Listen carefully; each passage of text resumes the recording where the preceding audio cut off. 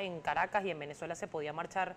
con total libertad. ¿Usted está de acuerdo? Bueno, mira, tanto como que marchar con cualquier libertad, eso deja mucho que desear y obviamente es mentira. Si nosotros analizamos todas las movilizaciones que nosotros hemos realizado durante todo este tiempo, hemos visto cómo de manera reiterada el gobierno nacional ha impedido a toda costa que nosotros marchemos por lo menos dentro de la jurisdicción del municipio Libertador, como si el municipio Libertador fuera una cuota estricta y exclusivamente del Partido Socialista Unido de Venezuela, cosa que es una ilegalidad porque inclusive nos limita y nos restringe al libre tránsito que está consagrado en la Constitución Nacional. Pero por supuesto tenemos que entender que esto es parte del temor que ellos tienen, porque ellos consideran que la manifestación pacífica de la gente para ellos es algo que les genera un terror terrible, les genera miedo, pánico, que bueno, quién sabe a dónde irá a dar. Diputado, hubo varios cambios en las últimas horas, sobre todo de la semana pasada, con estas sentencias del Tribunal Supremo de Justicia, la 155, la 156 y la posterior 157, que asegura que no se le arrebataron las competencias a la Asamblea Nacional. Sin embargo, ayer el máximo tribunal del país publicó otro comunicado donde aseguraba y reiteraba que la Asamblea Nacional sigue en desacato y que todos sus actos son nulos. ¿Cómo queda? Y se lo preguntaba también al diputado Tomás Guanipa, la sesión de hoy, ¿qué efectividad va a tener? Bueno, para empezar, desde el punto de vista jurídico, si hay algún acto que es nulo de toda nulidad, serían las decisiones que está tomando la Sala Inconstitucional del Tribunal Supremo de Justicia, en virtud de que la mayoría de sus miembros fueron designados de manera ilegal el 28 de diciembre del 2015, justo antes de nosotros asumir el poder, las funciones legislativas. Estamos conscientes que si estos magistrados tienen un origen dudoso, por supuesto que las decisiones de esas salas son las que son nulas de toda nulidad. Aparte de eso, el artículo de la Constitución, el artículo 8 de la Constitución establece bien claro que la soberanía reside intransferiblemente en el pueblo y nosotros como legisladores somos el segundo poder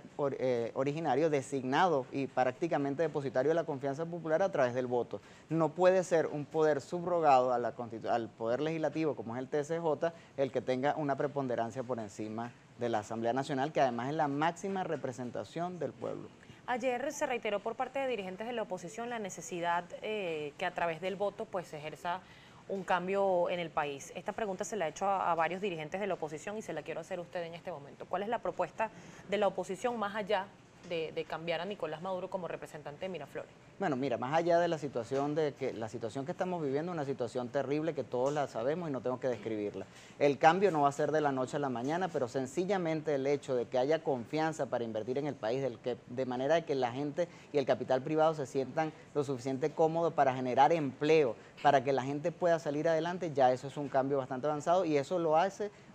solamente será viable con un cambio político en el país en el cual se le transmita también confianza no solamente al inversionista extranjero, sino al propio empresario venezolano que se sienta blindado a través de una legislación desde el punto de vista jurídico en la cual él pueda invertir sin necesidad de lesionar los derechos de los trabajadores, que además son primordiales, por supuesto, porque nosotros nunca vamos a atentar en contra de los derechos de los trabajadores. Eso que decía mi colega Saúl Ortega hace unos minutos, de que nosotros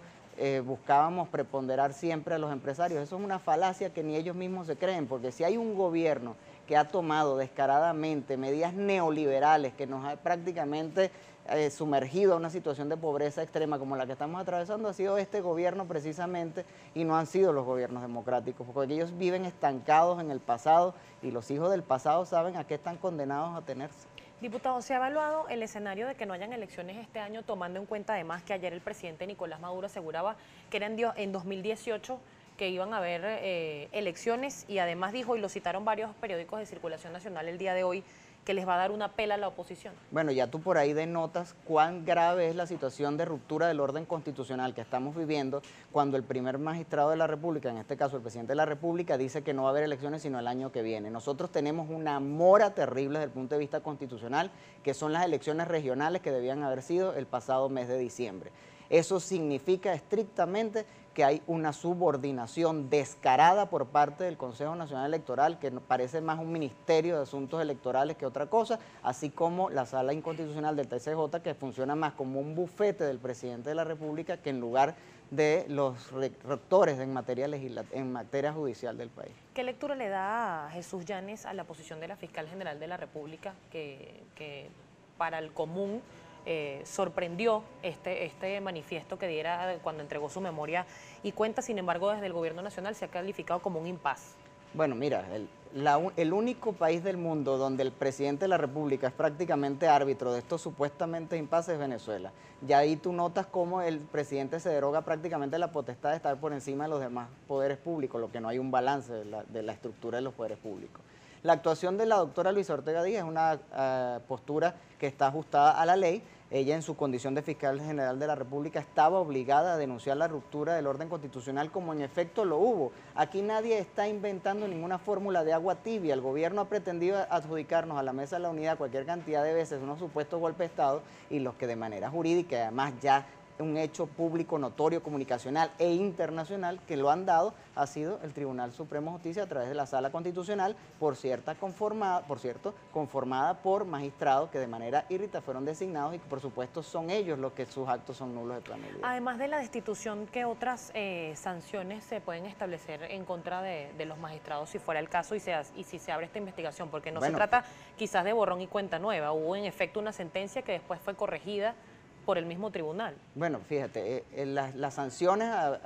que hubiera lugar, por supuesto que son determinadas, obviamente, una vez que se inicia el procedimiento, pero hay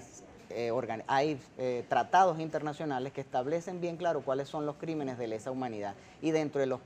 crímenes de lesa humanidad está precisamente esta clase de delitos que ha cometido la Sala Constitucional, sobre todo porque denota que no hay una separación de poderes y que sus sentencias han sido única y exclusivamente en beneficio de una parcialidad política que además atenta contra el derecho humano fundamental, que es inclusive la vida. Hace unos minutos veíamos y escuchábamos a Saúl Ortega diciendo acá que la Fuerza Armada tenía la potestad de reprimir, por poner un ejemplo. Dentro de esas sentencias, lamentablemente le daban la potestad inclusive al presidente de la República, dentro de un estado de conmoción que solamente ellos se imaginan, prácticamente de reprimir, de allanar inmunidades parlamentarias y de violar cualquier cantidad de derechos sagrados consagrados en la Constitución Nacional. Diputado, usted también es representante del Parlamento de Mercosur. A nivel internacional, y luego de este análisis que se dio además en la sesión permanente de la Organización de Estados Americanos, ¿cuál es la visión que tienen esos países de nuestro país y qué acciones se pudieran implementar? Me lo va a responder, por favor, al regreso de esta pausa comercial. Estamos conversando con el diputado Jesús Yanes, diputado de la Asamblea Nacional y además parlamentario del Parlamento del Mercosur. Todas las preguntas que le quiera hacer, @primera página, su cuenta en Twitter, diputado. @jyanesm. Allí la tienen, ya regresamos.